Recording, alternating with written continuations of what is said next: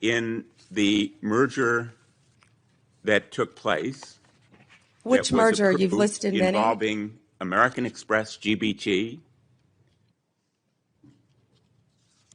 I understand that Brian Ballard, backer and head of the law firm where you worked, was instrumental in lobbying the Justice Department to drop that lawsuit. It was dismissed, so it's not subject to a court review. Cannot believe that you would accuse me of impropriety when you lied about your military service. I am you not lied. asking You admitted you lied to be accusing elected a U.S. senator. You lied. How dare you? I'm a career prosecutor. Don't you ever challenge my integrity. I have abided by every ethics standard. Okay, so Pam Bondi just admitted it on live TV in front of Congress. She actually said the quiet part out loud, and honestly, I'm still processing this because, wow, the Attorney General of the United States just confirmed what everyone's been whispering about for months. She directed federal agents to arrest Democrat officials, and yeah, she might have broken the law doing it. Like, can you believe we're even having this conversation? The top law enforcement officer in the country, the person who's supposed to defend the Constitution, she's out here admitting to actions that legal experts are calling unlawful. And the wildest part, she doesn't even seem that bothered by it. Let me set the scene for you. October 7th, 2025, Senate Judiciary Committee hearing. Bondi sitting there, cameras rolling, members of Congress grilling her about these arrests that have been making headlines. And then Senator Alex Padilla asks her a pretty straightforward question. Do you believe government officials are obligated to follow court orders, whether they agree with them or not? But before we go any further, real quick, let's be honest, you can't really trust headlines anymore. That's why we built Pump Politics to bring you real stories, real context, and no corporate spin. If you want to stay ahead of the headlines, join our free newsletter. We'll send the news straight to your inbox every day. Just click the link in the description to join. And if you just want to support what we're doing, join us, be part of the community that actually cares about the truth. All right, let's get back to the video. Abided by every ethics standard. Do not question my ability to be fair and impartial as Attorney General and anything with my former firm, Ballard Partners. Thank you. Simple question, right? Yes or no? But Bondi, she dodges, she talks around it, she gives this whole political answer that basically amounts to, well, it depends. And then later in that same hearing, she references the arrest of political opponents. She talks about overriding established legal protocols. She admits to installing federal officials over local police chiefs. This is wild. This is absolutely insane. And here's the thing. Most people don't even realize how serious this is yet because the mainstream media is so focused on the spectacle. They're missing the actual constitutional crisis happening right in front of us. So let me be clear about what we're dealing with here. Pam Bondi, Trump's Attorney General, has apparently been directing law enforcement to arrest Democrat officials, not because they committed clear crimes, not because there was overwhelming evidence, but because they're political opponents of the administration. And when local authorities wouldn't play ball, she just overruled them, sent in federal agents anyway. Democrats are calling it an abuse of power. Civil liberties groups are filing lawsuits left and right. Local leaders in D.C. and other cities are absolutely furious. And Bondi's response? Basically, yeah, we did it, and we do it again. Come on, how are we even here? How do we get to a place where the Attorney General can just openly admit to politically motivated arrests and half the country shrugs it off? And look, I know what some of you are thinking. Oh, here we go, another Trump hit piece. But hold on, this isn't about being anti-Trump or pro-Democrat. This is about the rule of law. This is about whether we're a country where the people in power have to follow the same rules as everyone else, or whether we've decided that laws are just suggestions. Because here's what scares me. If Bondi can get away with this, if she can admit to unlawful arrests on national television and face zero consequences, what's next? What other lines are about to get crossed? What other norms are about to disappear? The testimony from that hearing is out there. You can watch it yourself. Bondi sitting there, trying to justify federal takeovers of local police departments, trying to explain why it was okay to ignore established legal protocols, trying to dance around questions about whether she respects court orders. And the Democrats on that committee, they're not letting this go. They're pushing hard. They're demanding answers. They're calling this what it is, which is a weaponization of the Justice Department against political enemies. But here's the problem. Half the country doesn't care. Half the country thinks this is fine because, hey, Trump's their guy, and if he wants to go after his enemies, more power to him, right? And that's terrifying. Because what happens when the other side gets power? What happens when the pendulum swings back? Are we just going to accept that whoever's in charge gets to arrest their political opponents? This isn't normal. This isn't how democracy works. And the fact that we're even debating whether the attorney general should follow the law is, I mean, come on. Are you kidding me? So yeah, buckle up, because we're about to dive deep into this story. We're going to break down exactly what Bondi admitted to, why it matters, and what it means for the 2026 elections. We're going to talk about the lawsuits, the backlash, and the constitutional implications. And trust me, this is way bigger than most people realize.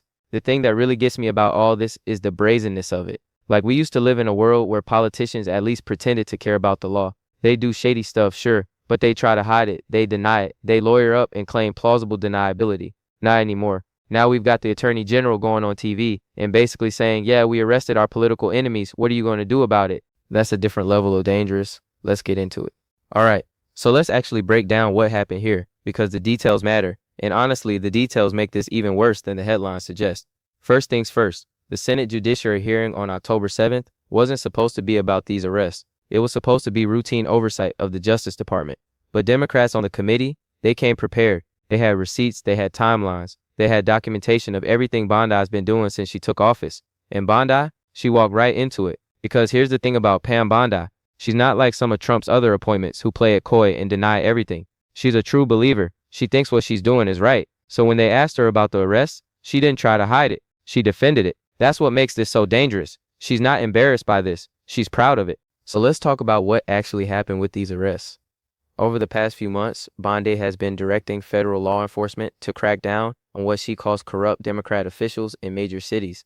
We're talking about arrests in D.C., Memphis, Portland, Chicago, multiple cities, multiple officials, and in every case, the pattern is the same. Local police chiefs say, we don't have evidence to arrest these people. Local prosecutors say, this doesn't meet our standards, and Bondi just overrules them. She sends in federal agents, she invokes federal authority, she makes the arrest happen anyway. In D.C., she literally installed federal officials to override the local police chief. Can you believe that? The nation's capital. And the attorney general just decides the local authorities aren't loyal enough, so she replaces them with people who do what she wants. That's not law enforcement, that's occupation. And the legal community is freaking out about this. Former prosecutors, legal scholars, civil rights lawyers, they're all saying the same thing. This is unlawful. This violates separation of powers. This tramples on local governance. This is exactly the kind of federal overreach that conservatives used to scream about. But now, silence from the right, because it's their guy doing it. Let me read you what happened in that hearing. Senator Padilla asks Bondi, do you believe government officials are obligated to follow court orders, whether they agree with them or not? And Bondi, she starts talking about how sometimes court orders are wrong, how sometimes judges overstep, how the executive branch has a duty to protect the country even when the courts get in the way. Like what? No, that's not how this works. The courts exist to check executive power. That's literally why we have 3 branches of government. But Bondi's sitting there arguing that the Justice Department can just ignore court orders if they think they're wrong. That's authoritarianism. That's what dictators say. The law doesn't apply to me because I know better. And then she references the arrests. She talks about how federal law enforcement had to step in because local authorities weren't doing their jobs. But here's the thing. What she means by not doing their jobs is not arresting the people we wanted them to arrest. So yeah, if local police don't want to arrest a Democrat city council member without evidence, Bondi thinks that's a failure to do their job. And she thinks the solution is to send in federal agents to do it anyway. This is wild. Now, Bondi and her defenders will tell you this is about crime. They'll show you statistics about arrests in D.C. They'll talk about guns seized and gang members caught. And sure, some of those arrests might be legitimate, but that's not what we're talking about here. We're talking about the arrests of political figures, Democrat officials who've been critical of Trump, people who don't have criminal records, who haven't been charged with anything substantial, but who suddenly find themselves in handcuffs because the attorney general decided they're enemies of the administration. And the thing is, Bondi admitted this on live TV. She said she directed these actions. She said she overruled local protocols. She said federal law enforcement had to take over because local authorities weren't cooperating. That's a confession. That's her admitting to politically motivated law enforcement actions. And the Democrats in that hearing, they jumped on it. They pressed her for details. They asked for documentation. They demanded to know who authorized these arrests, what evidence was used, whether court orders were followed, and Bondi dodged every single question. She hid behind claims of ongoing investigations. She cited national security concerns. She said she couldn't comment on specific cases. Come on, you just admitted you did it, but now you can't talk about it. That's not how accountability works.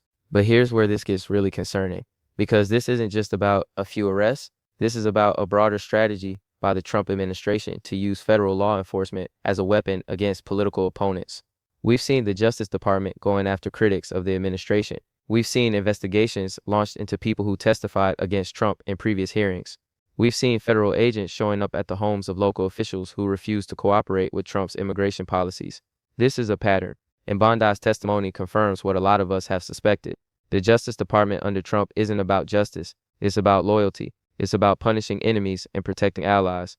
And look, I know some of you are thinking, but didn't Democrats do the same thing? Didn't they go after Trump? And okay, let's address that. Trump was investigated. Trump was indicted. Trump was convicted of crimes in New York. But those investigations followed normal legal processes. They went through grand juries. They were overseen by independent prosecutors. They resulted in trials with juries. What Bondi is doing is different. She's using her power as Attorney General to directly order arrests. She's bypassing normal legal procedures. She's overriding local authorities. That's not the same thing. This is abuse of power, plain and simple. And the lawsuits are piling up. Civil liberties groups are suing to block Bondi's orders. Democrat officials are fighting their arrests in court. Local governments are challenging the federal takeovers. But here's the problem. By the time these cases work their way through the courts, the damage is done. The arrests have happened. The headlines have been written. The political opponents have been intimidated. And that might be the whole point. Because even if these arrests don't lead to convictions, even if the courts eventually rule that Bondi's actions were unlawful, she's already accomplished her goal. She sent a message, cross Trump, and you'll face consequences. That's authoritarianism, 101. Use the power of the state to intimidate and silence opposition. And Bondi's testimony makes it clear. She doesn't think she did anything wrong. She thinks she's protecting the country. She thinks federal law enforcement should have the power to override local authorities when necessary. She thinks court orders are optional if the executive branch disagrees with them. This is dangerous. This is how democracies fall apart. So when I say this is a constitutional crisis, I'm not being dramatic. I'm being accurate. Because what we're watching is the erosion of checks and balances. We're watching the Attorney General claim powers that the Constitution doesn't give her. We're watching federal law enforcement become a tool of political retribution, and half the country is cheering it on. That's what keeps me up at night. The other thing that's really disturbing here is how this plays into the larger narrative of Trump's second term. Because remember, this isn't happening in isolation. We've seen Trump talk openly about prosecuting his enemies. We've seen him demand loyalty from every federal agency. We've seen him fire anyone who won't do exactly what he wants. And now we've got his Attorney General putting that into practice, taking those threats and making them real, arresting people not because they broke the law, but because they're on the wrong team. That should terrify everyone, regardless of your politics. Okay, so let's bring this all together and talk about what this actually means going forward. Because this isn't just about one hearing or one Attorney General. This is about the direction our country is heading. Point one, the immediate legal consequences, or more accurately, the lack thereof. Because here's the reality. Bondi admitted to potentially unlawful actions on live television, and nothing's going to happen to her, at least not right away. The Democrats in Congress can hold hearings, they can issue subpoenas, they can write strongly worded letters, but they can't remove her from office. They don't have the votes in the Senate to impeach her, and Trump sure as hell isn't going to fire her for doing exactly what he wants. So the lawsuits become the only real avenue for accountability, and those take time, years probably. By the time a court definitively rules that Bondi's actions were unlawful, we could be looking at the 2026 midterms or beyond. And in the meantime, she's still Attorney General. She still has all that power. She can still direct federal law enforcement to do whatever she wants. That's terrifying. Think about it. Every day that passes, Bondi has the authority to order more arrests, to override more local officials, to target more political opponents, and there's basically nothing stopping her except public pressure and the threat of future legal consequences. But if you're a Trump supporter, you don't care about public pressure and future legal consequences. By the time those come around, you've already accomplished your goals. It's a win-win for them and a lose-lose for democracy. Point two, what this means for the 2026 elections, because you better believe this is going to be a major campaign issue. Democrats are already running ads about Trump's weaponization of the Justice Department. They're talking about political prosecutions and abuse of power. They're making this election about defending democracy. And honestly, they're not wrong. Because if voters don't push back on this, if people decide that it's fine for the Attorney General to arrest political opponents, then we're setting a precedent that's going to be really hard to undo. Imagine Democrats win back power in 2028. Are they supposed to just play nice? Are they supposed to follow all the norms that Trump and Bondi threw out the window? Or are they going to say, hey, you guys made these rules, now we're going to use them too? That's the road to authoritarianism. Both sides using government power to punish their enemies. Both sides ignoring legal constraints when it's convenient. Both sides claiming they're defending the country while they tear down democratic institutions. And once you start down that road, it's really hard to turn back. So yeah, The 2026 elections matter a lot because voters need to decide whether they're okay with this or not, whether they want to live in a country where the rule of law actually means something, or whether they're fine with whoever's in power doing whatever they want. The problem is, a lot of people don't see it that way. They see it as their team winning. They see Democrats getting arrested, and they think, good, those guys deserve it. They don't think about what happens when the tables turn. They don't think about the long-term consequences of normalizing political prosecutions. They just want to see their side win. And that's really dangerous. Point 3, the broader context of Trump's second term. Because this isn't happening in a vacuum, right? Bondi's actions are part of a larger pattern.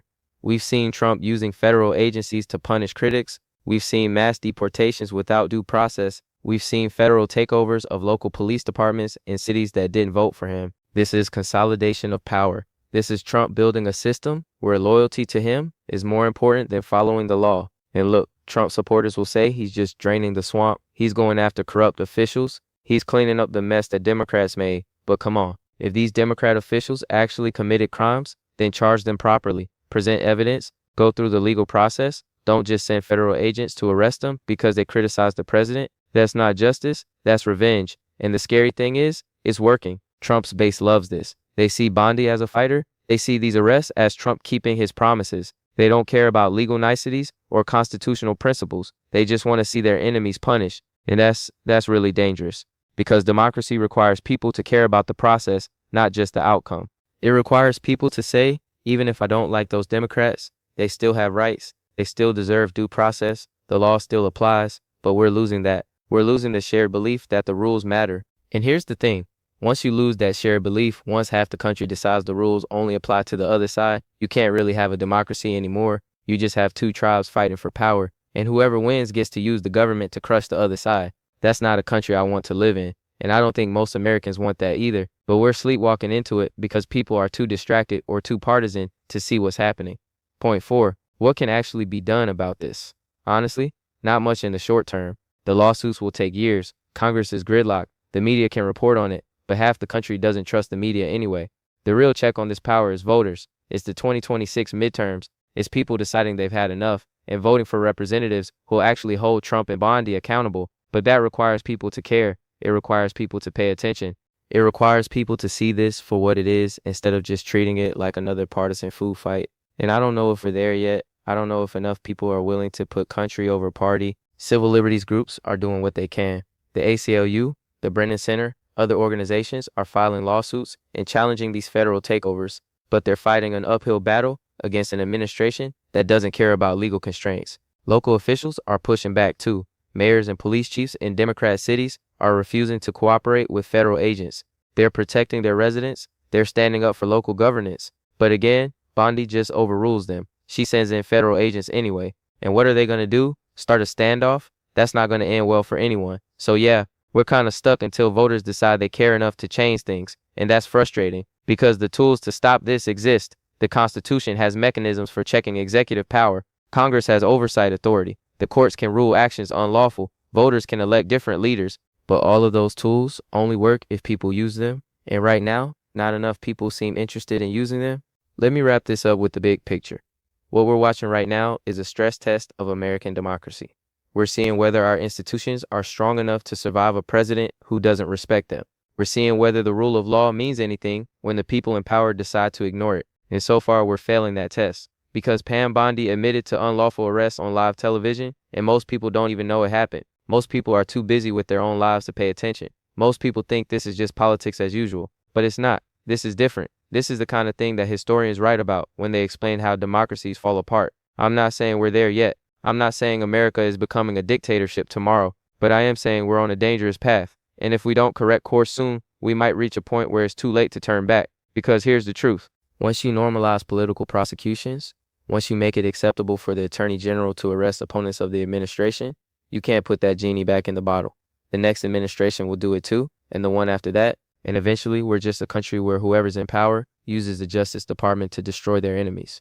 That's not democracy. That's something else entirely. So pay attention, tell your friends, share this video, make sure people understand what's happening, because the only way we stop this is if enough people decide they actually care about democracy more than they care about their political team winning. And I know that's a lot to ask. I know people are tired. I know they're overwhelmed. I know they just want to focus on their own lives and not worry about constitutional crises. But that's how we lose. That's how authoritarianism creeps in. Not with a bang, but with people being too tired or too distracted to fight back. All right, that's it for this one. This story is going to keep developing. Trust me. More lawsuits are coming. More arrests are probably coming. The 2026 campaigns are going to be wild. I'll be covering all of it. Make sure you're subscribed so you don't miss anything. Because honestly, we're living through history right now, and not the good kind. See you in the next one.